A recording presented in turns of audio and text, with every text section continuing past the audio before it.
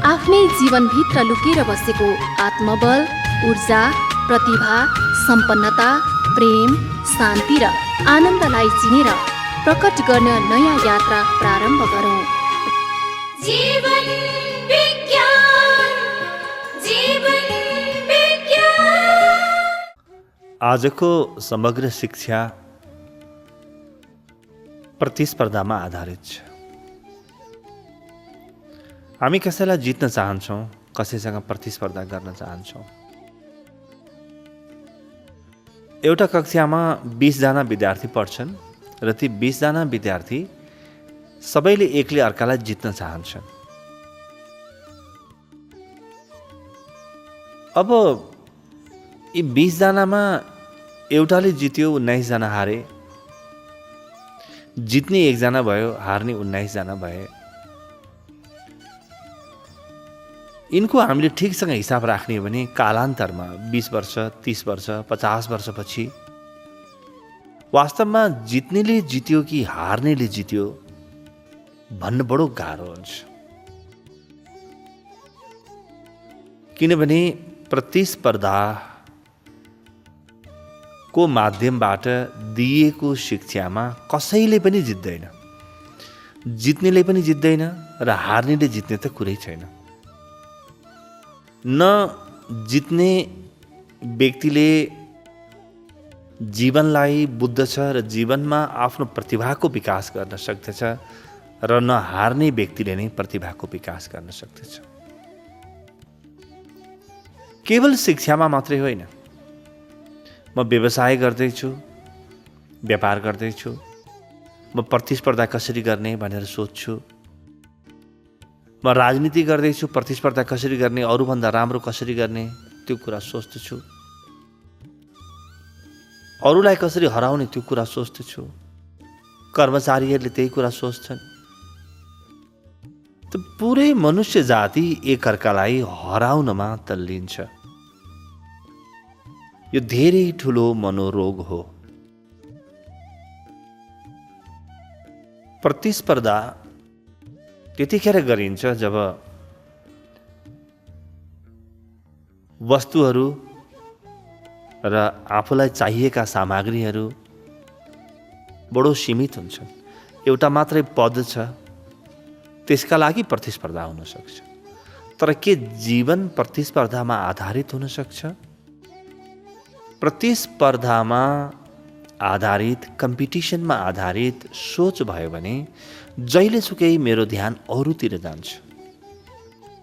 अर्कोले के गरेको छ, अर्काको जीवनशैली कस्तो छ, उसको नीति कस्तो छ, रणनीति कस्तो छ, त्यतातिर हेर्छु र यसले कालान्तरमा मतिर फर्किने चेतनालाई पुरै बन्द गरिदिन्छ।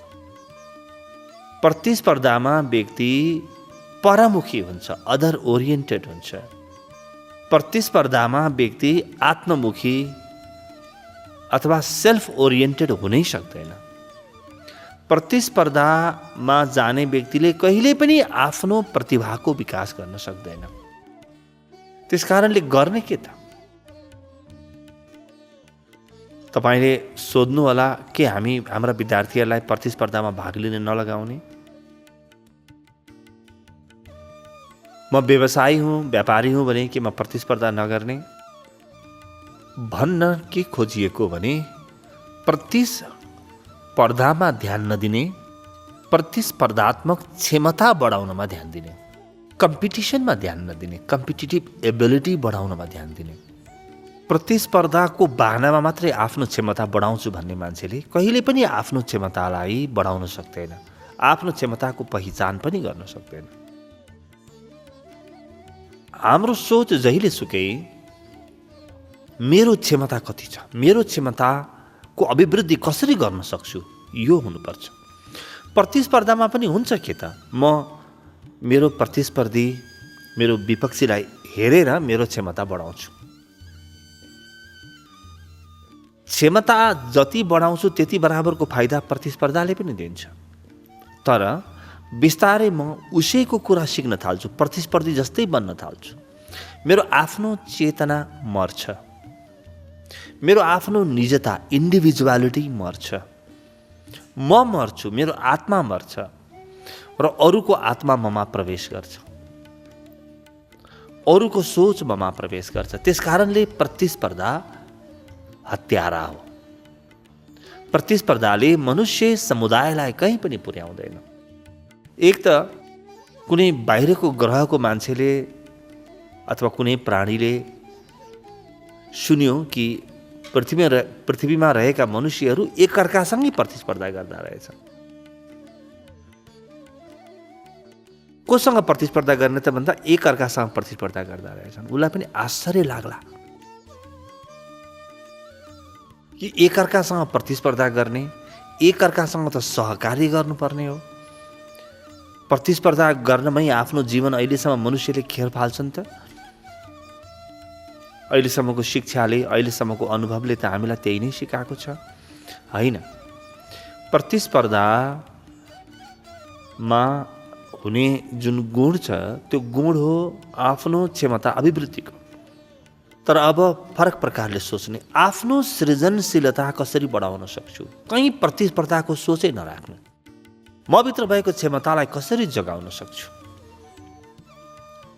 त दुई प्रकारका मान्छे हुन्छन्। एउटा प्रतिस्पर्धाको विषयमा सोचेर काम गर्ने, अर्को प्रतिस्पर्धा होइन, सृजनशीलतालाई ध्यानमा राखेर काम गर्ने। मभित्र के क्षमता छ त्यो क्षमतालाई म पुरै उजागर गर्छु।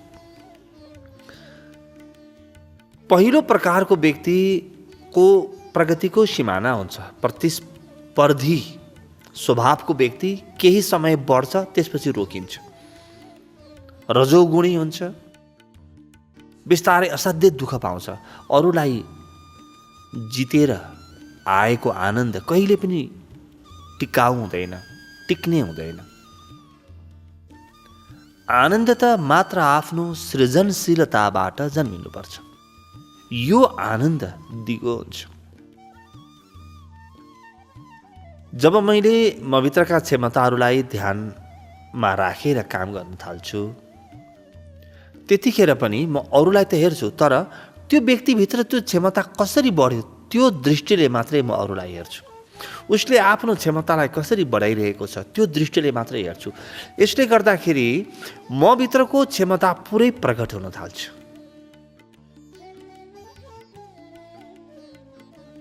व्यक्ति आफ्नो पुरै क्षमतामा काम गर्यो भने संसारका सबै समस्या समाधान गर्न सक्ने बन्नेछ। हरेक व्यक्ति यसै गरी बनेको हुन्छ। परमात्माको यो संसारमा प्रत्येक व्यक्ति एउटा अद्वितीय प्रतिभा, एउटा अद्वितीय उपहार लिएर आएको छ। प्रत्येक व्यक्तिभित्र त्यो अद्वितीय गुण छ, त्यो विपुलतम क्षमता छ। र जब तपाईँ आफ्नो क्षमता जगाउन थाल्नुहुन्छ, तपाईँबाट संसारको हित हुन्छ र त्यो हितको प्रतिफल स्वरूप संसारले तपाईँलाई धन दिनेछ, पद दिनेछ, सम्मान आफै दिनेछ। तपाईँले हित गर्नुभयो भने संसारले पनि तपाईँको हित गर्नेछ। यसरी संसारको हित हुनेछ र तपाईँको पनि हित हुनेछ। पहिलो प्रकारको व्यक्ति त बन्ने नै होइन। प्रतिस्पर्धाका जति पनि सोच आउँछन्, वैमनस्यका जति पनि विचारहरू आउँछन्, पर केन्द्रित जति पनि भावहरू जन्मिन्छन्, यी भावलाई उपेक्षा गर्नुहोस् र निरन्तर त्यो सृजनशीलताको, त्यो क्रिएटिभिटीको क्षेत्र पत्ता लगाउनुहोस्, जहाँ तपाईँ सृजनशील हुन सक्नुहुन्छ, जहाँ तपाईँ आफ्ना क्षमतालाई चिनेर आफ्ना क्षमताहरूलाई जगाउन सक्नुहुन्छ। यहाँनिर हामी सबैले के बुझ्नुपर्छ भने यो संसारमा कोही एउटा व्यक्तिले गर्न सकेको काम म पनि गर्न सक्छु। कुनै पनि मनुष्यले गर्न सकेको काम म पनि गर्न सक्छु। मनुष्यले आफूलाई तन्कायो भने, आफूमाथि मेहनत गर्यो भने गर्न नसक्ने र बन्न नसक्ने, हुन नसक्ने केही पनि छैन। त्यसकारणले मैले कुन विषयमा प्रगति गर्ने हो, कुन विषयमा काम गर्ने, कुन विषयमा आफ्नो सृजनशीलता बढाउने त्यो विषय बडो रोज्नुपर्छ। प्रतिस्पर्धाको भाव भएको व्यक्तिका लागि रोज्ने फुर्सदै हुँदैन। अर्कोले कोदालोले काम गरेको छ भने उसले कोदालो नै रोज्छ, मसिनले काम गरेको छ भने मसिनले रोज्छ। आफ्नो प्रतिभातिर त्यो व्यक्तिको ध्यान नै हुँदैन। तर जो सृजनशीलताको आधारमा काम गर्दैछ, क्रिएटिभ फिल्डको आधारमा काम गर्दैछ, उसले निरन्तर आफ्ना सबै क्षमताहरूलाई जगाउन सक्छ। र यी क्षमतामध्ये कुन जगाउने हो, कुन क्षमतामा काम गर्ने, त्यो बडो ध्यानपूर्वक रोज्नुपर्छ। सृजनशीलतामा लागेका व्यक्तिहरू आफ्नो पेसा, आफ्नो व्यवसाय, आफ्नो शिक्षा बिल्कुल स्पष्टताका साथ रोज्दछन्। किनभने यिनीहरूलाई थाहा छ जे पनि काम गरेर कहिले पनि सफल भइँदैन। आफ्नो प्रतिभा जेमा छ, आफ्नो सृजनशीलता जेमा छ, आफ्नो भावना केमा राजी हुन्छ र आफ्ना विचारहरू कुन शिक्षा, कस्तो पेसा, कस्तो व्यवसायसँग मिल्दा जुल्दा छन्, ठिक त्यही रोज्न सिक्नुपर्छ। सृजनशीलताको क्षेत्रमा काम गर्ने व्यक्तिको रोजाइ अत्यन्तै महत्त्वपूर्ण हुन जान्दछ। वास्तवमा यो व्यक्तिले रोज्न जान्दछ। प्रतिस्पर्धामा काम गर्ने व्यक्ति त के रोज्छ र? उसको प्रतिस्पर्धीले जे रोज्यो त्यही रोज्नुपर्ने हुन्छ। त्योभन्दा बाहेक उसले केही पनि गर्न सक्दैन, त्योभन्दा राम्रो पनि गर्न सक्दैन कहिले पनि। किनभने आँखै त्यही हुन्छन्, ध्यान नै त्यही जान्छ। सृजनशीलताको आधारमा जीवन बाँच्ने व्यक्तिको ध्यान सगरमाथाको शिखरमा हुन्छ। किनभने मेरो सृजनशीलताको उचाइ त कसैलाई पनि थाहा छैन, अथाह उचाइ हुन्छ। त्यो उचाइ, मेरो सृजनशीलताको उचाइ मैले थाहा पाएँ र गहिराइलाई मैले अनुभव गरेँ भने त मैले परमात्मालाई छोइहालेँ। परमात्मा जति सृजनशील हुनसक्छ, व्यक्ति त्यति नै हुनसक्छ। परमात्माको संसारमा हेर्नुहोस् त, सगरमाथाको उचाइको कुनै तुलना छैन, समुद्रको गहिराइको पनि कुनै तुलना छैन। मनुष्य तल खसेर रावण पनि बन्न सक्छ, माथि उठेर राम पनि बन्न सक्छ। हेर्नुहोस् त, त्यही मनुष्य खस्न पनि सक्छ र त्यही मनुष्य उठ्न पनि सक्छ। कति सृजनशील होला परमात्मा कि हरेक व्यक्तित्वलाई पूर्णता दिन्छ। रावणको व्यक्तित्वलाई रावण जस्तै बन्ने सारा व्यवस्था मिलाइदिन्छ। उसको व्यक्तित्व पनि पूर्णतामा जान्छ, रावणको व्यक्तित्व पनि पूर्णतामा जान्छ। त्यसकारण रावण पनि महाज्ञानी हुन्, ब्रह्मज्ञानी हुन्। ठिकसँग रावण बन्ने व्यक्तिले जीवनको गहिराई र उचाइ छोइहाल्छ। तर यो बाटो बिल्कुल अप्ठ्यारो छ, काँडाले भरिएको मार्ग छ, कण्टकाकीर्ण मार्ग छ रावणको मार्ग। रामको मार्ग बडो सजिलो छ, आनन्दले भरिएको मार्ग छ, प्रेमको मार्ग छ, सहयोगको, सहकार्यको मार्ग छ, सृजनशीलताको मार्ग छ। राम पनि परमात्माको उचाइमा पुग्छन्, रावण पनि पुग्छन्। तर जो सृजनशीलताको आधारमा काम गर्छन्, तिनीहरू आफ्ना गुणहरूको उचाइमा पुग्दछन्।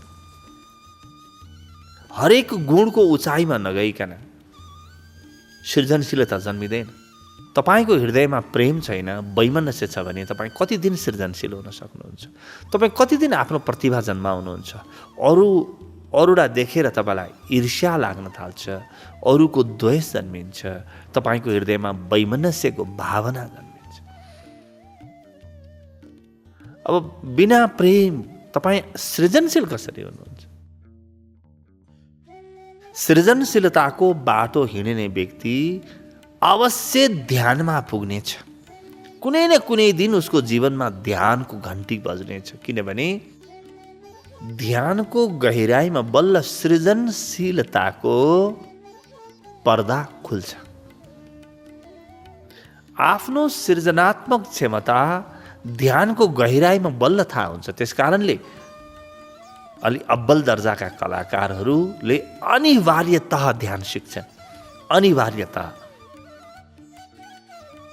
आफ्नो गहिराईमा नगइकन सृजनशीलता कसरी जन्मिन्छ, प्रतिभा कसरी जन्मिन्छ? आफ्नो गहिराईमा पुग्नका लागि त ध्यान चाहिएको हो। ध्यान व्यक्तिको गहिराईसम्म पुग्ने गुफा हो।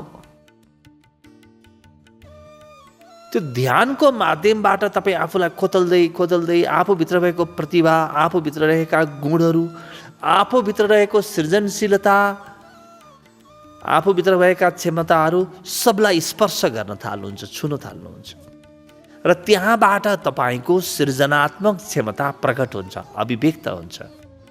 ध्यानले तपाईँको सृजनशीलतालाई सतहमा ल्याउँछ, अरूका लागि काम लाग्ने बनाइदिन्छ। बिना ध्यान तपाईँको सृजनशीलता सुसुप्त अवस्थामा हुन्छ। तपाईँका गुणहरू कहीँ भित्र लुकेर बसेका हुन्छन्। ध्यानले ती सबैलाई उजागर गरिदिन्छ। अरूका अगाडि कुनै पनि गुण पेश गर्नुभन्दा पहिले, अरूलाई चिनाउनुभन्दा पहिले आफूले चिन्नुपर्छ। ध्यानले तपाईँलाई तपाईँभित्र रहेका सबै सद्गुणहरू चिनाइदिनेछ, दुर्गुण पनि चिनाइदिनेछ। एकपटक चिनेपछि तपाईँ त्यो बाटो नहिँड्नुहोस् न। तपाईँलाई थाहा छ कि यो बाटो भिरालो छ, जोखिम छ, त दुर्गुणको बाटो नहिँड्ने स्वतन्त्रता तपाईँसँग छ। र सद्गुणको बाटो तपाईँले देख्नुहुन्छ कि यो त आहा, बरु फुलले भरिएको, बिल्कुल पशुपन्छीको आवाज, झरना, हरियाली र बडो शीतलताले भरिएको मार्ग हुन्छ सद्गुणको मार्ग।